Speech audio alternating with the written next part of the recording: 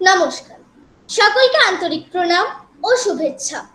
আমি প্রীতলি মোদক, মোদকটুনার একাডেমির পক্ষ থেকে আজকের এই বিশেষ জ্ঞানগর্ভ ওয়েবিনারে আপনাদের সকলকে আন্তরিক স্বাগত জানাই। আজকের আলোচনার বিষয় An Introduction to India, The Vivekananda Blueprint, Part 2।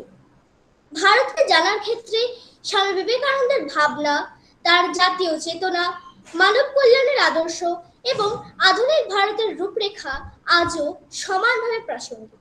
সেই অনন্য দৃষ্টিভঙ্গির দ্বিতীয় পর্ব নিয়ে আজকের এই আলোচনা আমাদের চিন্তাকে আরো সমৃদ্ধ করবে বলে আমরা প্রত্যাশা করি। আজকের বক্তা ডক্টর শুভঙ্কর ঘোষ রায় চৌধুরী, একজন বিশিষ্ট গবেষক, প্রাজ্ঞ বক্তা এবং ভারতীয় দর্শন, ইতিহাস ও সংস্কৃতি বিষয়ক সুপরিচিত চিন্তাবিদ। তার গভীর গবেষণা, বিশ্লেষণধর্মী উপস্থাপনা এবং অনুপ্রেরণামূলক বক্তব্য শ্রোতা মহলে বিশেষভাবে সমাদৃত। আর দেরি না করে আমি ডক্টর শুভঙ্কর ঘোষ রায় চৌধুরী মহাশয়কে তার মূল্যবান বক্তব্য রাখার জন্য আন্তরিকভাবে আমন্ত্রণ জানাচ্ছি। ধন্যবাদ। শোনা যাচ্ছে তো কথা? হ্যাঁ স্যার। সকলকে নমস্কার। আমরা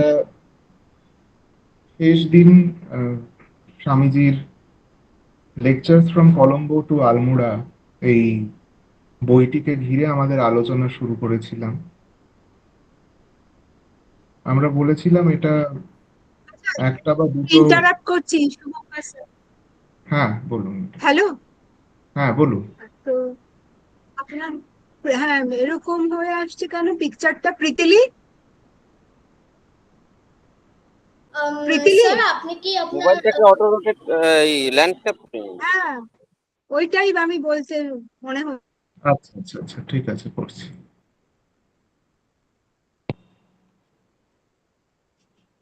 এবার কি ঠিক আছে? হ্যাঁ।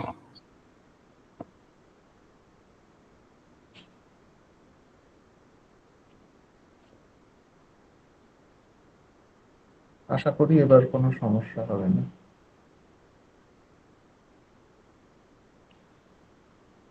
আমরা বলেছিলাম যে একটা বা দুটো সেশনে এর বিষয় সীমিত থাকবে না। আমরা স্বামীজির প্রথম যে লেকচার কলম্বোতে, সেই লেকচারের ইতিহাস করে আমাদের আলোচনা শুরু করেছিলাম।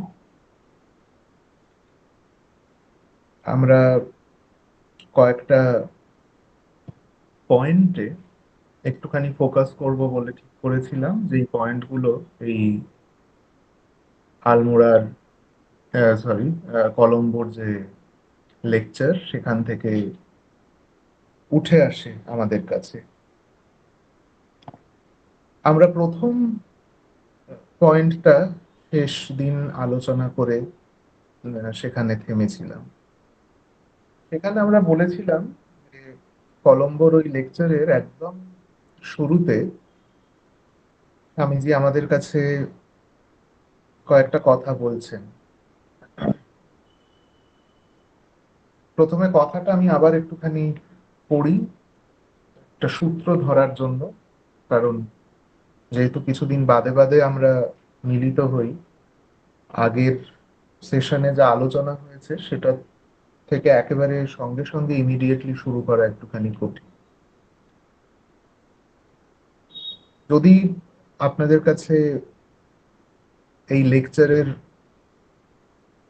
কপিটা থাকে, সে বই আকারে হোক বা অনলাইনেও ফ্রিলি অ্যাভেলেবল, আমি ইংরেজিটাই ফলো করছি এবং আগামী দিনেও করব, কারণ এই লেকচারগুলো স্বামীজি ইংরেজি ভাষায় অরিজিনালি দিয়েছিলেন এবং পরে ভারতে বিবেকানন্দ বইটায় সেগুলি অনুদিত হয়েছে বাংলায়। তাই অরিজিনাল যে ল্যাঙ্গুয়েজ আমি সেটা ধরেই এগোবো।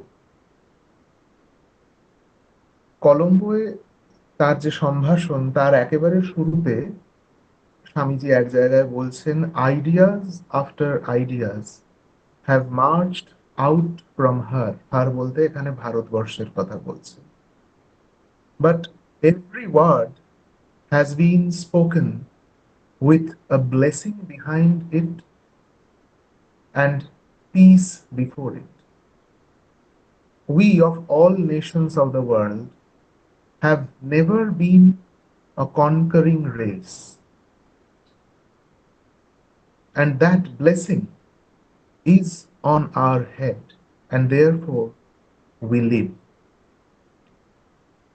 এই যে ছোট্ট অংশটা পড়লাম, এখানে স্বামীজির প্রধান প্রতিপাদ্য বিষয় হচ্ছে ভারত, ভারতের ঐতিহ্য, ভারতের সংস্কৃতি, ভারতের ধর্ম এবং সর্বোপরি ভারতবাসী যে আজও জীবিত, আজও যে মানব সভ্যতার ইতিহাসে তাদের অবদান রাখার মতো কিছু আছে, এই কথাটা ভারতবাসীর কাছে স্পষ্ট করে বলা। স্বামীজি বলছেন যে মানব সভ্যতার ইতিহাসে সব দেশ, সব জাতি নিজের প্রকৃতি বা সামর্থ্য অনুযায়ী তাদের নিজ নিজ অবদান রেখেছে, এবং ভারতবর্ষ তার ব্যতিক্রম নয়। তবে মানব সভ্যতা ভারতবর্ষের কাছে বিশেষভাবে ঋণী হয়তো এই কারণে যে নানান দেশ, নানান জাতির মধ্যে ভারতই একমাত্র যে নিজের ভাবনা আর ভাব প্রচার এবং প্রসার ঘটাতে কখনো কোনো দমনমূলক বা পীড়নমূলক নীতির আশ্রয় নেয়নি। স্বামীজির যে কথাটা, we have never been a conquering race, এই কনকারিং রেস কথাটার মধ্যে এই দমন নীতি এবং পীড়ন নীতির কথা লুকিয়ে আছে। ভারত এই দুই নীতির বা দুর্নীতির কোনো আশ্রয় না নিয়ে তার পক্ষে যা সম্ভব তা যুগের পর যুগ করেছে। কখনো সে বলপূর্বক কাউকে নিজের মত গ্রহণ করতে বাধ্য করেনি। এই কারণেই বিশ্ব মানব সভ্যতা, বিশ্বের ইতিহাস ভারতকে বারবার যেন আশীর্বাদ করেছে যে ভারত কখনো অন্য জাতির, অন্য দেশের যে স্বাতন্ত্র্য, যে নিজস্বতা, সেই নিজস্বতাকে বদলে দেওয়ার চেষ্টা করেনি, গায়ের জোরেও করেনি, কোন রকম ম্যানিপুলেশনের মধ্য দিয়েও করেনি। এবং সেই আশীর্বাদের জোরে ভারত আজও জীবিত, ভারত আজও প্রাসঙ্গিক, এবং ভারত আজও কর্মক্ষম। এরপরে স্বামীজি আরেকটি কথা বলছে এর ইমিডিয়েট পরে। প্রথমে স্বামীজির কথাটা বলি, তারপরে আলোচনা। There was a time when, at the sound of the march of big Greek battalions, the earth trembled, vanished from off the face of the earth, with not even a tale left behind to tell. Gone is that ancient land of the Greeks. There was a time when the Roman eagle floated over everything worth having in this world. Everywhere Rome's power was felt and pressed on the head of humanity. The earth trembled at the name of Rome. But the Capitoline Hill is a mass of ruins. The spider weaves its web where the Caesars ruled. খুব নাটকীয়ভাবে একটা dramatic আটারেন্স এটা স্বামীজির, যে এককালে যেখানে রোমের সম্রাট সিজার, যার জন্য রোমান সাম্রাজ্যের এই খ্যাতি, এই পরিচয়, এককালে যেখানে সিজার দাপটের সঙ্গে শাসন করতেন, আজ সেই স্থানে মাকড়সা তার জাল বুনে চলেছে। আমাদের আমরা যারা ইংরেজি সাহিত্য নিয়ে পড়াশুনো করি, আমাদের একটা কবিতা পড়তে হয় মানে সেইভাবে সিলেবাসের অন্তর্গত নয়, কিন্তু ঘুরে ফিরে সেই কবিতাটির কথা চলে আসে সিলেবাসের পড়া করতে গিয়ে। খুব আহ, নামকরা ইংরেজ কবি পার্সি বিশেষ শেলির লেখা ওজিম্যান্ডিয়াস বা ওজাইম্যান্ডিয়াস কবিতাটির নাম, যেখানে একজন পর্যটক বিরাট ধূ প্রান্তরের মধ্যে দিয়ে যেতে যেতে হঠাৎ মুখোমুখি হয়েছেন আহ একটি মূর্তির সঙ্গে, মূর্তিও ঠিক বলা যায় না, একটি মূর্তির ভগ্নাংশের সঙ্গে, ধ্বংসাবশেষের সঙ্গে। সেই মূর্তির কেবল কোমরের নিচের অংশটুকু এখনো মাটির উপর দাঁড়িয়ে আছে, ঊর্ধ্বাংশ দেহের ভেঙে চৌচির হয়ে কোথায় হারিয়ে গেছে কেউ জানে না। শুধু সেই পা দুটি যে পেডেস্টালের ওপর দাঁড়িয়ে আছে, সেই পেডেস্টালে এখনো যেন অনাগত কালের উদ্দেশ্যে এবং ঈশ্বরের উদ্দেশ্যে একটি কথা বলা, যে চেয়ে দেখো আমার এই মূর্তির পিছনে আমার যে বৈভব, আমার যে সাম্রাজ্য, আমার যে বিস্তার আধিপত্য, এবং দেখে তুমি মুগ্ধ হও, দেখে তুমি বাকরুদ্ধ হও যে একজন মানুষের পক্ষে এই সব করা সম্ভব। এবং সেই পর্যটক যখন এই লেখাটা পড়ে মূর্তির ওপারে কি আছে দেখার জন্য তাকাচ্ছেন, তিনি দেখছেন মূর্তির ওই পারে শুধু বালি আর বালি, মরুভূমি। যে রাজ্যের অধিপতি হিসেবে সাংঘাতিক দম্ভের সঙ্গে সেই ধড়মুণ্ডহীন রাজা আজকে তার পরিণতি হয়েছে, তিনি ঘোষণা করেছিলেন যে আমার বৈভব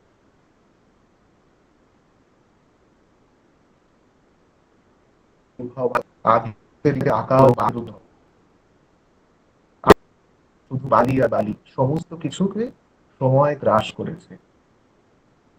স্বামীজি এই কথার মধ্যে দিয়ে প্রায় সেই কবিতাটিকেই যেন আমাদের মনে ফিরিয়ে আনেন। এক সময় রোমান সাম্রাজ্যের পতাকা দেখলে পৃথিবীর থরহরি কম্প হতো, আর আজ সেই সাম্রাজ্যের ভগ্নস্তূপে, ধ্বংসস্তূপে মাকড়সা জাল বনে।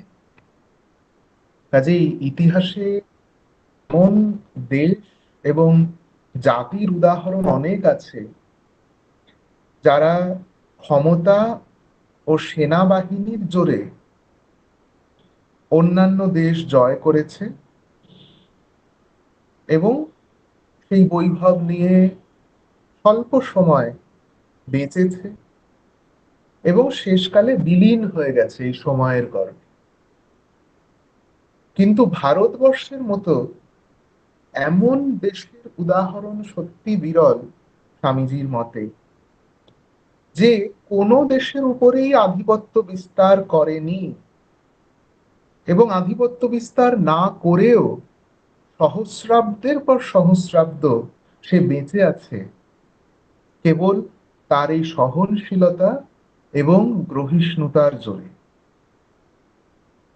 ওই গ্রিস এবং রোমের কথা বলার পরেই স্বামীজি বলছেন, যেন গ্রিস এবং রোম যদি দাঁড়িপাল্লার একটা দিক হয়, যদি উদাহরণের একটা পক্ষ হয়, ভারত যেন তার উল্টো দিকটা। যে কারণে স্বামীজি শুরু করছেন তারপরে এভাবে, বাট উই লিভ, সব গেছে কিন্তু আমরা এখনো আছি, but we live, the same laws are here, laws adjusted and thought out through thousands and thousands of years, customs, the outcome of the acumen of ages and the experience of centuries that seem to be eternal. And as the days go by, as blow after blow of misfortune has been delivered upon them, such blows seem to have served one purpose only, and that of making them stronger and more constant. এই যে সহনশীলতা এবং গ্রহিষ্ণুতার কথা ভারতবর্ষে স্বামীজি স্মরণ করছেন এবং তাকে তার সেই কথাগুলি আমরা স্মরণ করছি। ভারত যে শুধু আধিপত্য বিস্তার করেনি তাই নয়, বরং ভারতের ইতিহাস ঘাঁটলে বারবারই আমরা এই কথা খুঁজে পাবো যে বহিঃশক্তির দ্বারা যুগে যুগে বারবার ভারত কিন্তু আক্রান্ত হয়েছে। আর যতবার আক্রান্ত হয়েছে, ভারতের শিকড়, ভারতের যে সত্যিকারের যেখানে তার আত্মা প্রতিষ্ঠিত, সেই শিকড় যেন তত শক্ত হয়েছে। তার বহিরঙ্গে নানা বদল এসেছে সময়ের সঙ্গে সঙ্গে, সেটা আসাই স্বাভাবিক, কিন্তু অন্তরাত্মাটুকু ফল্গু নদীর মতো আজও সে বয়ে চলেছে। এবং স্বামীজি ভারতবাসীকে আহ্বান করছেন যে আমাদের কাজ হচ্ছে সেই অন্তরাত্মাটুকু খুঁজে বার করা। তাহলেই আমাদের সমস্ত সমস্যার উত্তর আমরা খুঁজে পাবো নিজেরাই। যেটা উল্লেখ্য, স্বামীজির যেই কথাগুলি পড়ছি আমরা, যেটা উল্লেখ্য সেটা হচ্ছে স্বামীজি কথা বলছেন একটা বিরাট বিষয় নিয়ে। এবং গতদিনই আমরা আলোচনা করছিলাম তৎকালীন ভারতের সামাজিক অবস্থার কথা আমরা যদি ভেবে দেখি, তাহলে তার বিষয়টি যে কত বড় আরো সম্যকভাবে আমরা ধারণা পাই। এতৎসত্ত্বেও স্বামীজি কিন্তু সেই বিরাট বড় বিষয়কে আমাদের চোখের সামনে একটা খুব ধরাছোঁয়ার বাইরে আনঅ্যাচিভেবল টার্গেট হিসেবে তুলে ধরছেন না। এটাই কিন্তু একজন সত্যিকারের ক্যাপ্টেন বা লিডার তার কোয়ালিটি। তিনি জানতে পারেন যে এটা কতটা কঠিন পথ, কিন্তু সেই কঠিন পথের ভয় তিনি অনুভূত হতে দেবেন না তার দলের সদস্যদের কাছে, তার দেশের মানুষের কাছে। স্বামীজি ঠিক সেই কাজটা করছেন। উনি প্রত্যেকটা ভাবনাকে কিছু ছোট ছোট নোডাল পয়েন্টে যেন ভেঙে নিয়েছেন এবং আমাদেরকে দেখাচ্ছেন এই শর্ট টার্ম গোলগুলো। একেবারে আজকের পরিভাষায় আমরা বলছি, আজকের দিনে যে যেখানেই আমরা চাকরি করি না কেন, সে স্কুলে পড়াই, কলেজে পড়াই, অন্য কোনো সরকারি দপ্তরে আমরা কাজ করি, বেসরকারি অফিসে কাজ করি, ব্যবসা বাণিজ্যে যুক্ত থাকি, যাই করি না কেন, এই পরিভাষা আমাদের সকলের কাছেই খুব পরিচিত, short term goals and long term goals. Short term goals হচ্ছে যেটা আপাত দৃষ্টিতে ক্ষণিকের, সাময়িক, কিন্তু সেই গোলগুলো, সেই লক্ষ্যগুলো আমরা যদি ছুঁতে পারি, তাহলে তার মধ্য দিয়েই আরো দীর্ঘমেয়াদী কোনো ফলাফলের দিকে আমরা এগোতেও পারব। তো এই জিনিসটা আমরা কিন্তু স্বামীজির ক্ষেত্রে কিছুটা হলেও দেখতে পাচ্ছি। এবার আমরা আসি আমাদের তৃতীয় পয়েন্ট। স্বামীজি বলছেন যে অন্যান্য নানা দেশের জাতীয় জীবনের এক একটি ভিন্ন ভিন্ন মূল সুর আছে। সেই জাতীয় জীবন, কোথাও রাজনীতি, কোথাও সমাজনীতি, কিন্তু ভারতবর্ষের ক্ষেত্রে ভারতবর্ষের জাতীয় জীবনের ভিত্তি বা মূল সুর হলো ভারতবর্ষের ধর্ম বা আধ্যাত্মিকতা। আমি সেই অংশটা আগে পড়ি, তারপর আবার বাকি কথায় আসবো।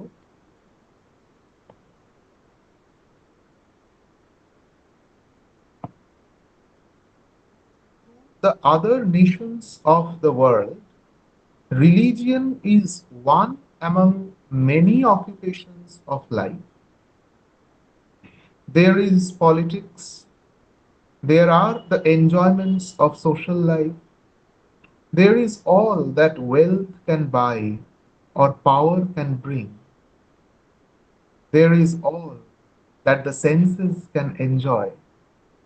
And among all these various occupations of life, and all this searching after something which can give yet a little more wetting to the cloyed senses, among all these, there is perhaps a little bit of religion.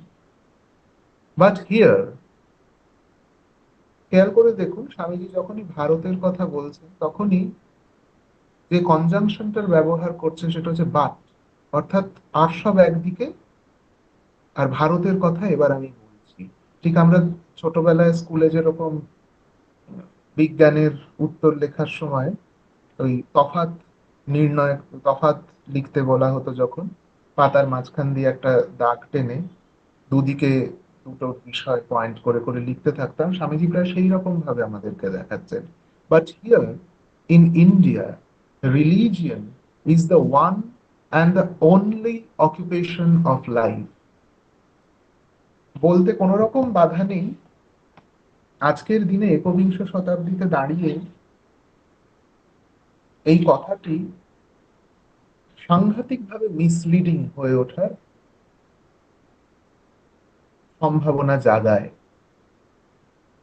ধর্ম বলতে আজকের অবক্ষয়িত ধর্মের সংজ্ঞার কথা কিন্তু স্বামীজি এখানে বলছেন না।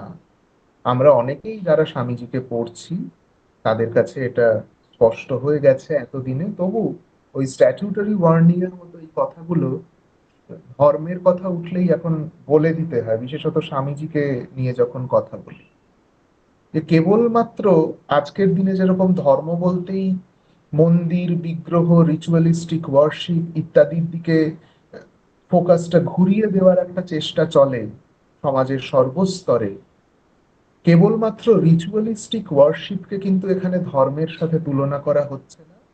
Ritualistic worship হচ্ছে, it is merely a very very small outward practice and expression of ধর্ম।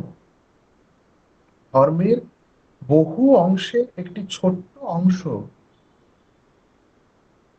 পূজা অর্চনা, বিশেষত মূর্তি পূজা ইত্যাদি। প্রসঙ্গত এখানে ধর্ম এবং রিলিজিয়নের তফাৎটাও কিছুটা বোঝার মতো।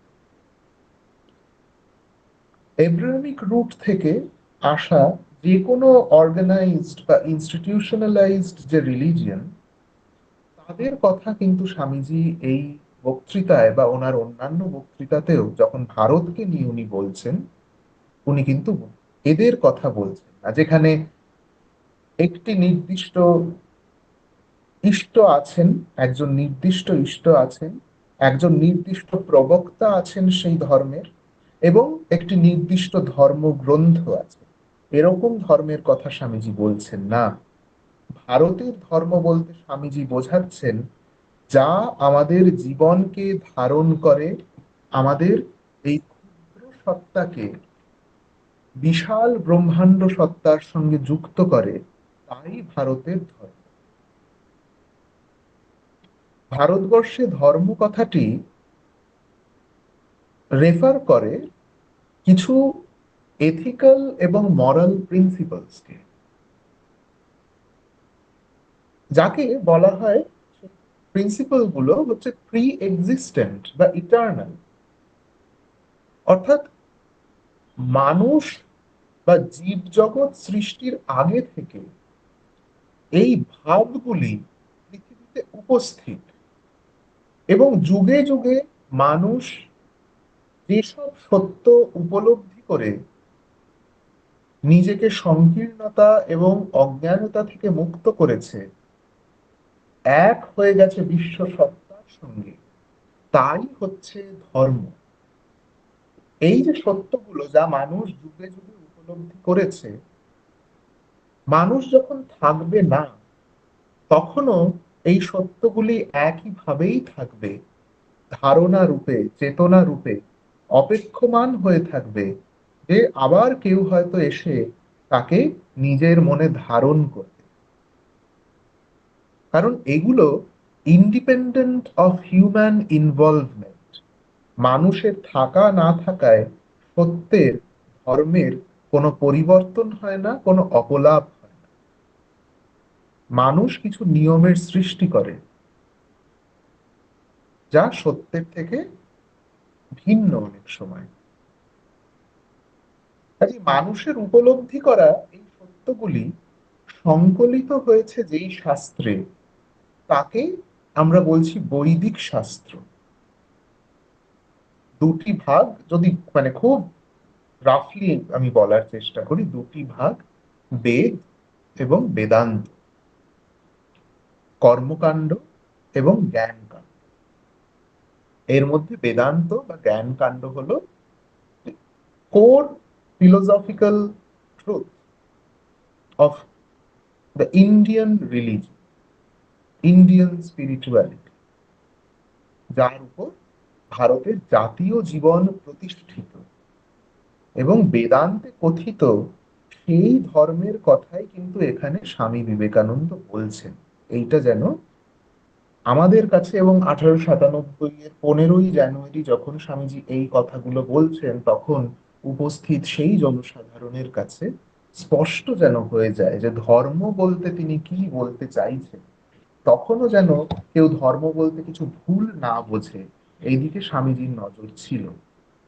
এবং এই যে বেদান্ত কথিত ধর্ম যার কথা স্বামীজি বারবার বলছেন, সেটা কি, এই লেকচারে এক জায়গায় স্বামীজি বেদান্ত থেকে, উপনিষদ থেকে একটি কথা ব্যবহার করছে, এগং সদ্বিপ্রা বহুধা বদন্তি। আমি হয়তো উচ্চারণে ভুল করলাম, আমি সংস্কৃতে পটু নই, কিন্তু মূল কথা হচ্ছে that which exists is one. Sages call it by various names. বলে স্বামীজি বলছেন, it is not that Shiva is superior to Vishnu, not that Vishnu is everything and Shiva is nothing, but it is the same one whom you call either Shiva or Vishnu or by 100 other names. The names are different, but it is the same one. The whole history of India you may read in these few words. The whole history has been a repetition in massive language with tremendous power of that one central doctrine. It was repeated in the land till it had entered into the blood of the nation, till it began to tingle with every drop of blood that flowed in its veins, till it became one with the life, part and parcel of the material of which it was composed. এই হচ্ছে ভারতে আমরা ধর্ম যাকে বলতে পারি তার সংজ্ঞা দিচ্ছেন স্বামীজি। স্বামীজি যখন বলছেন ভারতের জাতীয় জীবনের মূল সুর হচ্ছে ধর্ম, আমাদের একটুখানি কেয়ারফুলি স্বামীজি এই স্টেটমেন্টটা বুঝতে হবে এবং অ্যাপ্লাই করতে হবে। আমরা যখন, জানি না আজকের আলোচনায় সেটা সম্ভব হবে কিনা, যদি হয় ভালো, যদি না হয় পরের আলোচনায়, আমরা যখন স্বামীজির এই কলম্বোর লেকচার ছাড়িয়ে আরেকটুখানি এগিয়ে যাব, ভারতীয় ভূখণ্ডে যখন উনি ঢুকবেন, রামনাদে যখন উনি যাবেন, সেখানেও উনি এই ধর্ম বিষয়ে আবার একটা ক্ল্যারিফিকেশন দিচ্ছেন, যেই ক্ল্যারিফিকেশনটা আমাদেরকে আবারও বিশেষভাবে সাহায্য করবে ভারতকে বুঝতে এবং ভারতের প্রতি আমাদের কর্তব্যকে বুঝতে। চতুর্থ যে পয়েন্টটা স্বামীজির এই লেকচার থেকে আমরা পাই, সেটা হচ্ছে, আমরা সেই অংশটা প্রথমে পড়ে নিই, তারপরে আমরা আবার আলোচনায় যে অংশটা আমি এখন হাইলাইট করতে চাইছি, সেটা হচ্ছে এই, স্বামীজি বলছেন, each race has a particular bent. Each race has a particular raison d'être. Each race has a peculiar mission to fulfill in the life of the world. Each race has to make its own result, to fulfill its own mission. The philosophy and spirituality of India is ever ready to flow along the new made channels into the veins of the nations of the world. India's gift to the world is the spiritual light, উনি একটা inversion এখানে আছে। যাই হোক, সেটা বিষয় নয়। এই যে ছোট্ট অংশটা, এই অংশটার মধ্যে দিয়ে স্বামীজি যে কথাটা আমাদের সামনে তুলে ধরছেন, সেটা হচ্ছে এই যে একটু আগেই উনি বলেছেন যে প্রত্যেক দেশের জাতীয় জীবনের একটা মূল সুর থাকে, কোথাও সেটা রাজনীতি, কোথাও সেটা সমাজনীতি, ইত্যাদি ইত্যাদি ইত্যাদি, কোথাও সেটা বাণিজ্য, কোথাও সেটা যুদ্ধ, এবং এরা তাদের নিজ নিজ জাতীয় জীবনের ভিত্তি অনুযায়ী প্রতিটি দেশ এবং জাতির একটা নির্দিষ্ট অবদান আছে, একটা তাদের অ্যাচিভেবল টার্গেট, একটা অ্যাচিভেবল মিশন আছে মানব সভ্যতায়। ভারতের ক্ষেত্রে সেটি হচ্ছে তার রাজনৈতিক পারদর্শিতা নয়, ভারতের ক্ষেত্রে সেটি যুদ্ধবাজ হয়ে ওঠা নয়। ভারতের একমাত্র কাজ হলো কি, স্বামীজি বলছেন, পৃথিবীব্যাপী প্রয়োজন অনুসারে এই যে মহান আধ্যাত্মিক সত্য তাকে প্রচার করা এবং তার প্রসার ঘটানো, মানুষকে বিশালত্বের সন্ধান দেওয়া, শান্তির সন্ধান দেওয়া এবং মানুষকে আত্মিক শুশ্রূষা দেওয়া ভারতের কাজ। এই যে পয়েন্টটা স্বামীজি প্লেস করলেন আমাদের সামনে, কেন করলেন? স্বামীজি প্রথমে এটা বোঝা গেল, স্বামীজি বলছেন ভারতে রাজনৈতিক পারদর্শিতা ভারতের জন্য নয়, যুদ্ধবাজ হওয়া ভারতের কপালে লেখা নেই, ভারতকে নিজেকে প্রকাশ করতে হবে আধ্যাত্মিকতার মধ্য দিয়ে। এই spiritual light is the unique feature of this land of India, যা দীর্ঘ সহস্রাব্দ জুড়ে পরিচালিত হয়েছে ভারতের মাটিতে, ভারতের মনে মনে, এবং সেটা আজও, যদিও তাকে হয়তো বাইরে সেভাবে আমরা দেখতে পাচ্ছি না, কিন্তু ফল্গু ধারার মতো সে এখনো আমাদের ভিতর কিন্তু বয়ে চলেছে। এই কথাটার মধ্যে দিয়ে স্বামীজি কি করলেন, একটা কার্টুন আমাদের চোখে হয়তো অনেকের পড়ে থাকবে, যেখানে দেখাচ্ছে যে একটি পাখিকে বলা হচ্ছে, তুমি যে জীবন যুদ্ধে বিজয়ী হওয়ার জন্য যোগ্য, তার প্রমাণ দাও জলে নেমে মাছের সঙ্গে সাঁতরে। বা একটি হাতিকে বলা হচ্ছে, তুমি যে জীবন যুদ্ধে বিজয়ী হওয়ার যোগ্য তার প্রমাণ দাও আকাশে পাখির সঙ্গে উড়ে। এইটা কতটা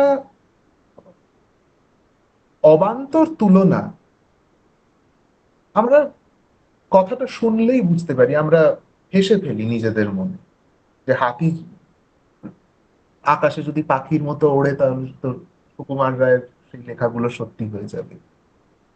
স্বামীজি এক্স্যাক্টলি এই পয়েন্টটা এখানে করছেন, যে ভারত আজকে তার এমন দুর্দশা, আজকে সে এমন অধঃপতিত যে সে নিজেকে বিচার করছে অন্যের মাপকাঠিতে।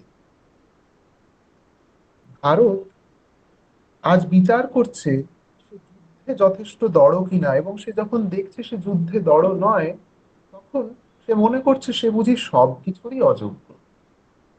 ভারত আজ দেখছে ব্রিটিশ রাজনৈতিক শক্তির, ব্রিটিশ রাজতন্ত্রের যে অ্যাডমিনিস্ট্রেটিভ ক্যাপাবিলিটি সেটা তার আছে কিনা, এবং যখন দেখছে সেটা নেই, তখন সে পরাধীনতা, সে বশ্যতা দাসের মতো স্বীকার করছে এবং সে নিজেকে সব দিক থেকে অযোগ্য ভাবছে। এতে কি হচ্ছে, যে দিকটায় সে যোগ্য হয়ে উঠতে পেরেছিল যুগের পর যুগ, এখন কোনো কারণে সেটি হয়তো অন্তরালে চলে গেছে, সেই দিকটির প্রতি সে যথেষ্ট এনার্জি ইনভেস্ট করতে পারছে না। আমি যাতে ভালো, সেটা যদি আমি একবার রিয়েলাইজ করি, তাহলে আমার পক্ষে বাকি কাজ করাটা সহজ হয়ে যায়। আমাকে অনেক কিছুর পরীক্ষা নেওয়া হচ্ছে, আমাকে বাংলা, ইংরেজি, অঙ্ক, ভূগোল, ইতিহাস, ফিজিক্যাল সায়েন্স, লাইফ সায়েন্স পরীক্ষা নেওয়া হচ্ছে। আমি পরীক্ষা দিয়েই চলেছি, অথচ আমি কিছুতেই বুঝতে পারছি না যে আমার ক্লাসের আর 35টা ছেলে মেয়ে যেখানে ফিজিক্যাল সায়েন্সে সাংঘাতিক ভালো স্কোর করছে, আমি সেখানে ফিজিক্যাল সায়েন্সে এরকম সাংঘাতিক খারাপ স্কোর করছি কেন, এবং বাংলায় বা ইতিহাসে ভালো স্কোর করছি কেন। আমার মনে হলো বাংলা বা ইতিহাসটা যথেষ্ট গুরুত্বপূর্ণ নয়, ওই যে 35 জন ফিজিক্যাল সায়েন্সে ভালো স্কোর করছে ওটাই বোধহয় গুরুত্বপূর্ণ। তাই আমি বাংলা বা ইতিহাসে নিজের যে ক্যাপাবিলিটি, নিজের যে পোটেনশিয়াল, সেটাকে যথার্থভাবে ব্যবহার না করে আমি ছুটে গেলাম এমন একটা দিকে যেটা দিয়ে আমার নিজেকে বিচার করা অ্যাট দ্য ফার্স্ট প্লেস উচিতই হয়নি। আমি উদাহরণটা দিলাম আমাদের দৈনন্দিন জীবন থেকে। আমরা প্রত্যেকে এরকমই কিছু পরিস্থিতিতে পড়াশুনো করে এসেছি, সেখান থেকে উদাহরণ তুলে আনলাম। কিন্তু এটিকে আমরা আমাদের দেশের প্রসঙ্গেও ভাবতে পারি যে ভারতকে স্বামীজি দেখতে চেয়েছেন সেই আধ্যাত্মিক জমিতে, কোনো রাজনৈতিক বা কোনো যুদ্ধ যুদ্ধ ক্ষুধার্ত জমিতে নয়। এই কথাগুলির মধ্যে দিয়ে স্বামীজি সেই জায়গাটাই আমাদের কাছে স্পষ্ট করে তুললেন। এরপরে আরো একটা অংশ আমরা একটুখানি পড়ি। স্বামীজি বলছেন এই কথাগুলো, ভারতকে তিনি সংজ্ঞায়িত করছেন, ভারতের জাতীয় জীবনের মূল সুর কি সে কথা তিনি বলছেন, আহ ভারতের উল্লেখযোগ্য অবদান অতীতে কি ছিল এবং আগামী দিনে কি হতে চলেছে সেসব কথা তিনি বলছেন। ভারতের অ্যাকচুয়াল ফোকাল পয়েন্ট কোনটা, যেটার উপর ভারতকে খাটতে হবে, কাজ করতে হবে বলছেন। এবং বলতে বলতে তিনি তিনি তো চোখ কান বুজে থাকতেন না, তিনি যথেষ্টই বুঝছেন যে এই কথাগুলো আমার সামনে উপস্থিত অনেকেরই মনোভূত না হতে পারে। খুব আশ্চর্যের কথা, স্বামীজি 1897 সালে এই কথাগুলি বলে চলে যাওয়ার প্রায় 130 বছর পর আজও এই কথাগুলি অনেকেরই খুব একটা পছন্দ হয় না। কারণ এই কথাগুলিকে বাস্তবে রূপায়িত করতে গেলে তার পিছনে শ্রম দান প্রয়োজন, শুধু কথার জোরে হয় না। তাই স্বামীজি সেরকম একটা সন্দেহ করেই বলছেন, অনেকের কাছে Indian thoughts, Indian manners, Indian customs, Indian philosophy, Indian literature are repulsive at the first sight. ভারতের কোনো কিছুই যেন ঠিক মুখে রোচে না অনেকের। সমস্ত মধু পড়ে আছে পাশ্চাত্যে, সমস্ত মধু পড়ে আছে ইউরোপে আর আমেরিকায়। ভারত দরিদ্র দেশ, third world country, developing country, যথেষ্ট মান সম্মান যেন এখানে নেই। স্বামীজি সে সময় এই ভবিষ্যৎবাণী করছিলেন। আর repulsive at first sight, but let them persevere, এই একটা খুব গুরুত্বপূর্ণ কথা স্বামীজি বললেন। আর একটু ধৈর্য ধরুক তারা। Let them persevere, let them read, let them become familiar with the great principles underlying these ideas. শুধু বাহ্যিক যে ধ্যান ধারণাগুলি তাদের কাছে এসে পৌঁছচ্ছে সেটি যথেষ্ট নয়, তার ইতিহাসটাও গুরুত্বপূর্ণ। যারা ভারতকে জানছে সচেতন ভাবে বা অজান্তেই, তারা আর একটুখানি সময় যদি ইনভেস্ট করে ভারতের পেছনে, আর একটুখানি ধৈর্য যদি ধরে ভারতকে জানার জন্য, স্বামীজির কাছে Bharatvarsha is not a 2 minute noodles. গরম জলে ফেললাম হয়ে গেল, জেনে গেলাম ভারতবর্ষ কি, ইটস নট লাইক দ্যাট। ভারতবর্ষকে জানার জন্য, যে কোনো কিছুকে সত্যিকারের জানার জন্য একটু ধৈর্য ধরা প্রয়োজন। Let them read, let them become familiar with the great principles underlying these ideas. And it is 99 to 1 that the charm will come over them. কি সাংঘাতিক কনভিকশন এই মানুষটা। তিনি বলছেন 100 জনে 99 জনের ক্ষেত্রে আমি গ্যারান্টি দিয়ে বলতে পারি ভারতের স্পর্শে তারা মুগ্ধ হতে বাধ্য, যদি তারা ভারতকে সময় দেয়। And fascination will be the result. Slow and silent, as the gentle dew that falls in the morning, unseen and unheard, yet producing a most tremendous result, has been the work of this calm, patient, all-suffering spiritual race upon the world of thought. স্বামীজির বিখ্যাত উক্তি এখানে বাংলায় আমরা দেখি যে পৃথিবীতে ভারতের প্রভাব শিশির বিন্দুর মতো। সকালে ভোরে ভোর রাতে কখন সে নিঃশব্দে পাতার উপর ঝরে পড়ে কেউ জানতে পারে না। কিন্তু সেই শিশির বিন্দুই আস্তে আস্তে কিভাবে একটি গাছকে যেন আশ্রয় দিচ্ছে, যেন তার শুশ্রূষা করছে, যেন তাকে বড় করে তুলছে। ভারতবর্ষ এভাবে আমাদেরকে এগিয়ে নিয়ে চলে। এই যে কথাটা স্বামীজি বললেন, এই কথার সূত্র ধরে আবার আমরা একটুখানি আলোচনায় আসি যে আগেও ভারত থেকে বহির্বিশ্বে ছড়িয়ে পড়েছে আধ্যাত্মিক তরঙ্গ, এবং আগামীতেও তাই হবে। লক্ষণীয় এটাই যে ভারতকে কখনো তরবারির ভয় দেখিয়ে ধর্ম বা আধ্যাত্মিকতা প্রচার করতে হয়নি। আমরা একটু আগেই এই বিষয়টা নিয়ে কথা বলছিলাম। আগামীতেও তরবারি বা হিংসা কিন্তু ভারতের পথ নয়। এ ব্যাপারে স্বামীজি একদম স্পষ্টভাবে আমাদেরকে এই কথাটি বলছেন যে আগামী দিনেও তরবারি বা হিংসা ভারতের পথ নয়।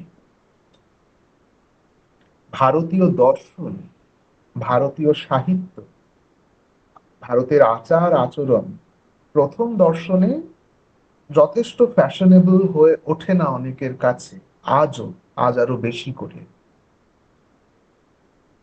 সেই ফ্যাশনেবল মনে না হলেও এই প্রত্যেকটি জিনিস কাজ করে চলে অন্তরালে, এবং তাদের প্রভাব খুব ধীর গতি হয় কিন্তু দীর্ঘমেয়াদী, স্লো অ্যান্ড স্টেডি। ভোরের পাতায় যেরকম শিশির পড়ে, মানুষের মনে তেমনি ভারতীয় আধ্যাত্মিকতা ছাপ পড়ে। স্বামীজি কিভাবে আমাদেরকে বা তৎকালীন শ্রোতাদের আস্তে আস্তে ভারতের এই বিশেষত্বের সাথে পরিচিত করছেন দেখুন। স্বামীজির পদ্ধতিটাও কিন্তু ওই ভোরের শিশির বিন্দুর মতো। আমরা পড়ছি, আমরা বুঝছি না আমরা এখনো কি পেতে চলেছি। By the time we come to the end of this lecture, আস্তে আস্তে আমরা দেখবো স্বামীজির ভারতবর্ষ আমাদের সামনে কিভাবে একটা ফুলের মতো ফুটে উঠছে। এরপরে স্বামীজি আরেকটি কথা বলছেন, বিশেষ গুরুত্বপূর্ণ আমার মনে হয় আমাদের জন্য। এই ভারতের ধর্ম ইত্যাদি নিয়ে কথা বলতে গিয়ে স্বামীজি বলছেন যে in our books a clear distinction is made between two sets of truths. The one set is that which abides forever, being built upon the nature of man, the nature of the soul, the soul's relation to God, the nature of God, perfection, and so on. These are eternal principles founded upon the universal laws in nature. The other set, গুরুত্বপূর্ণ, the other set comprises the minor laws which guide the working of our everyday life. দেখুন, দুটো সেটের কথা বলছেন। একটা হচ্ছে eternal principal, আর একটা হচ্ছে minor, guiding our everyday life. They belong more properly to the Puranas, to the Smritis, and not to the Shrutis.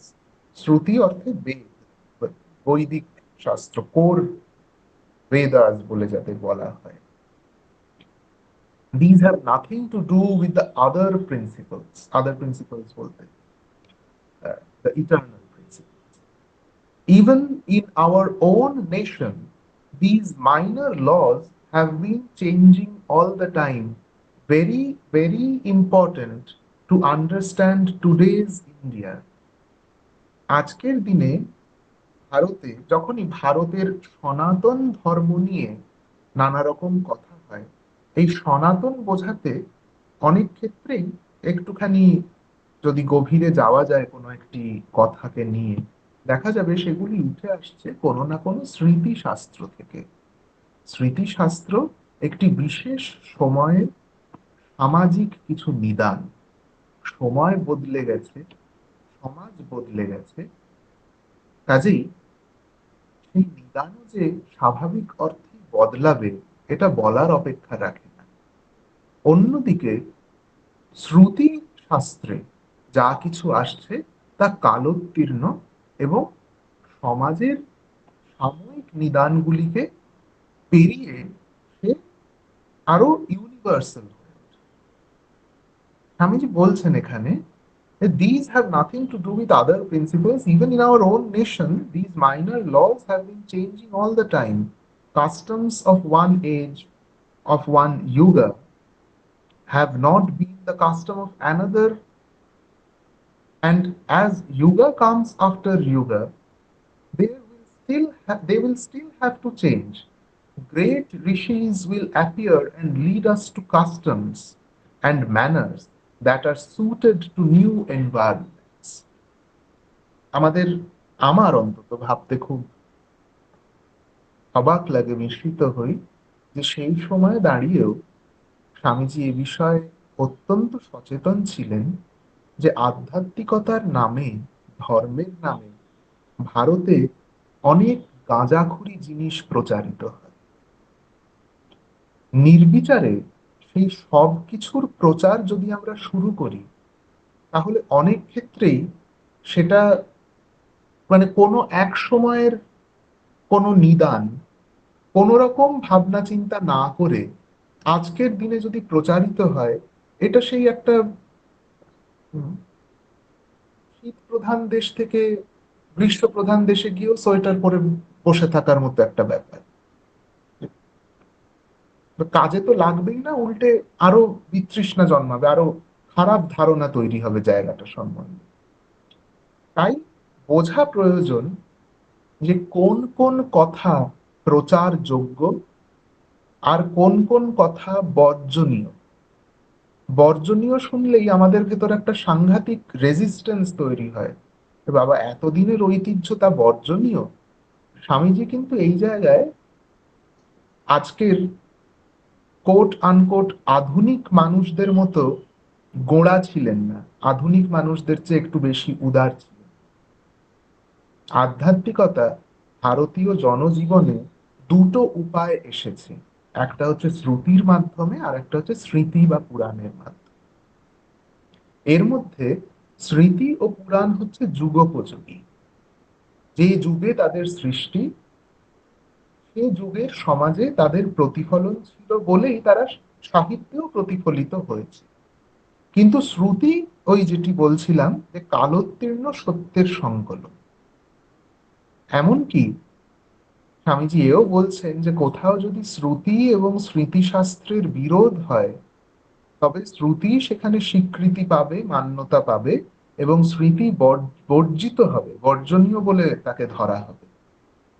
তাই স্বামীজির মতে একমাত্র শ্রুতি বা বৈদান্তিক ধ্যান ধারণাই প্রচারযোগ্য। এই যে স্বামীজি বারবার বলছেন ভারতকে তার আধ্যাত্মিক সত্য প্রচার করতে হবে, তা কি সেটা স্পেসিফাই করছেন। আধ্যাত্মিক সত্য বলতে এখন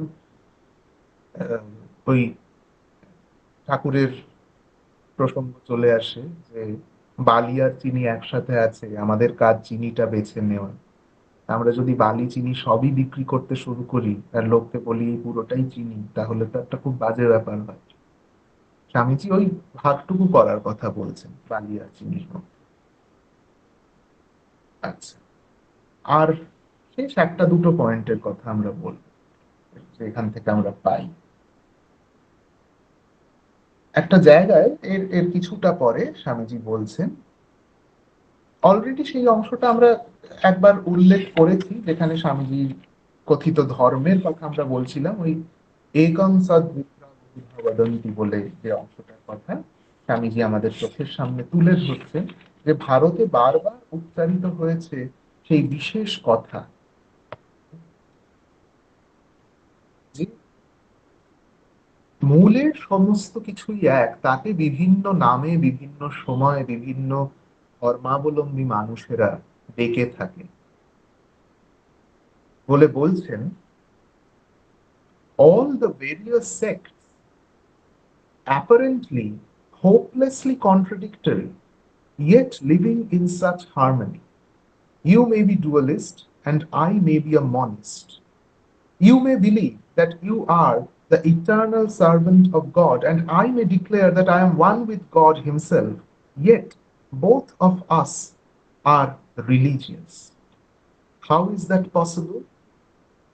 বলে বলছেন, read then ekam sad vipra bahudha vadanti. That which exists is one. Sages call it by various names.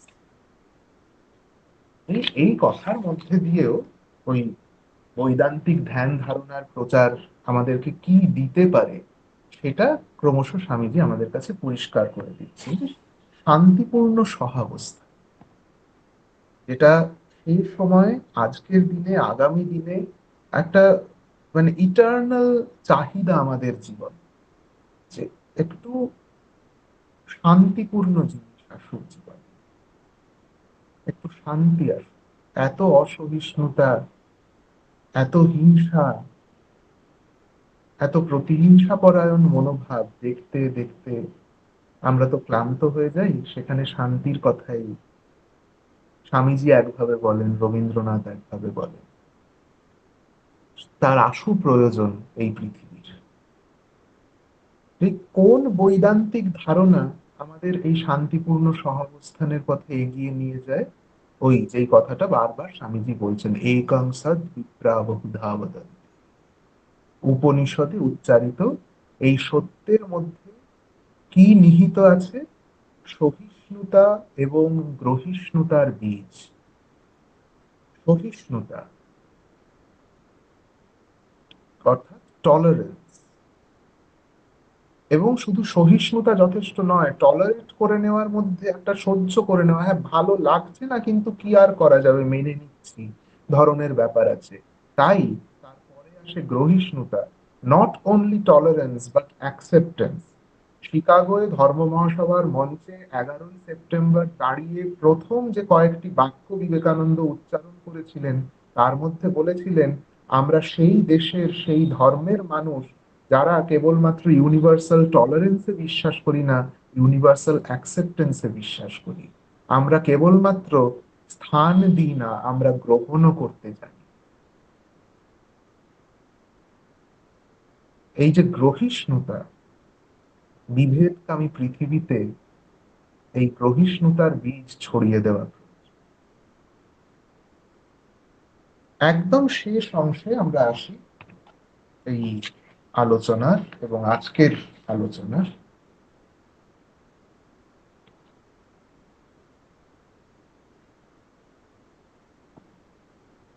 যে কথাটা দিয়ে আমি শেষ করব স্বামীজির, সেই কথাটা আজকের দিনেও কিরকম প্রযোজ্য, মানে বলে বোঝানো যায় না।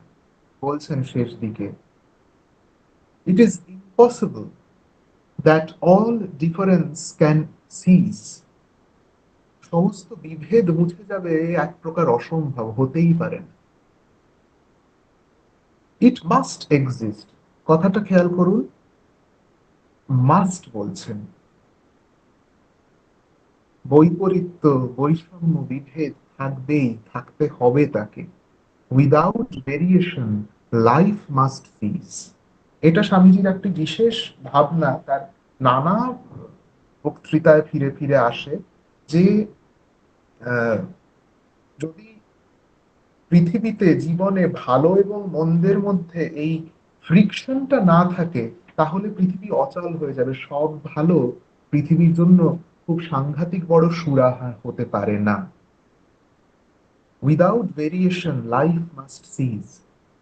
ইট is this clash, this differentiation of thought that makes for light, for motion, for everything. Differentiation, infinitely contradictory, must remain. But it is not necessary that we should hate each other there. কি সুন্দর কথা, আজকের দিনে কি সাংঘাতিক প্রযোজ্য কথা। বৈপরীত্য থাকবে, মতভেদ থাকবে, তার মানে তো এই নয় যে আমরা একে অপরকে ঘৃণা করতে শুরু করব। It is not necessary, therefore, that we should fight each other. একদম শেষে এসে বলছেন, because not only is it in our books, but it runs through every phase of our national literature and is in our national life. Here and here alone is it practiced every day, and any man whose eyes are open can see that it is practiced here and here alone. কি practised হয় ভারতে? স্বামীজি বলছেন এ কোনো স্বপ্নের কথা না, এ কোনো দিবার স্বপ্ন নয়, এ কোনো ভ্রান্ত ধারণা নয়। স্বামীজির কথা, স্বামীজির কথা স্বামীজি কখনো অন্ধভাবে মেনে নিতে বলেননি, পরীক্ষার মাধ্যমে, বিশ্লেষণের মাধ্যমে মানতে বলেছেন। আজ সেই কথাগুলোই আমরা সবার সামনে রাখছি, যাতে ভবিষ্যতে এই কথাগুলি আমরা নিজেদের জীবনে পরীক্ষা করে দেখতে পারি। The lessons of mildness, gentleness, forbearance, toleration, sympathy, and brotherhood. Everyone may learn, whether man, woman, or child, learned or unlearned, without respect of race, caste, or creed. They call thee by various names. Thou art one. কাজেই শুধু বহির্বিশ্বে নয়, ভারতের মধ্যেও যে আভ্যন্তরীণ বিভেদ, বৈষম্য, সমস্যা ভারতকে এতদিন পিছনে টেনে রেখেছে, স্বামীজি তারও উত্তর খুঁজছেন এবং তারও প্রতিকার ঘটাতে পারে এই মন্ত্রই। আমাদের মধ্যে ভিন্নতা কোনোদিন ঘৃণার কারণ হয়ে উঠতে পারে না একে অন্যের প্রতি। ধর্মের নামে হানাহানি ভারতের পথ নয়। বৈচিত্র্যের মধ্যে ঐক্যের যে সুর করে রাখা, নানা জাতি সম্প্রদায়ের মানুষকে নিজের দেশে সহিষ্ণু এবং গ্রহিষ্ণুভাবে স্থান দেওয়াই ভারতের জাতীয় জীবনের মূল লক্ষ্য। স্বামীজির কলম্বোর যে lecture, the very first lecture of the book, lectures from Colombo to Almora, এই জায়গায় এসে শেষ হয়। আমরাও এখানে থামি। স্বামীজি যে ভারতকে ইন্ট্রোডিউস করা কাজটি নিয়েছিলেন ভারতবাসীর সামনে, তার আলোচনার একটা ছোট্ট অংশ আমরা কভার করলাম। স্বামীজি এরপর যখন জাফনা পেরিয়ে, রামেশ্বরম পেরিয়ে রামনাদে যাবেন, সেই রামনাদে গিয়ে স্বামীজি আবার ভারতকে নিয়ে কয়েকটি কথা বলবেন। ভারত তার কাছে কি, ভারত আমাদের কাছে কি হয়ে উঠতে পারে সে নিয়ে বলবেন। আমরা এর পরের দিনের আলোচনায় সেই রামনাদের লেকচারে ফিরে যাব এবং ভারতকে ইন্ট্রোডিউস করার যে প্রসেসটার মধ্যে আমরা আছি স্বামীজির সূত্র ধরে, সেটিকে কিছুটা হলেও একটা রূপ দেওয়ার চেষ্টা করব। আগামী পরশুদিন স্বামীজির মহাসমাধির দিন, ৪ঠা জুলাই। কিন্তু তার এই ধরনের লেখা, কথা এগুলি পড়লে ক্রমশই আমাদের মনে হয় যে তিনি যেন আরো বেশি করে এই সময়ের জন্য নবজন্ম নিচ্ছেন, বেঁচে উঠছেন। এই কথা বলে আমরা আজকে শেষ করি, আবার আগামী দিন এখান থেকে শুরু করব।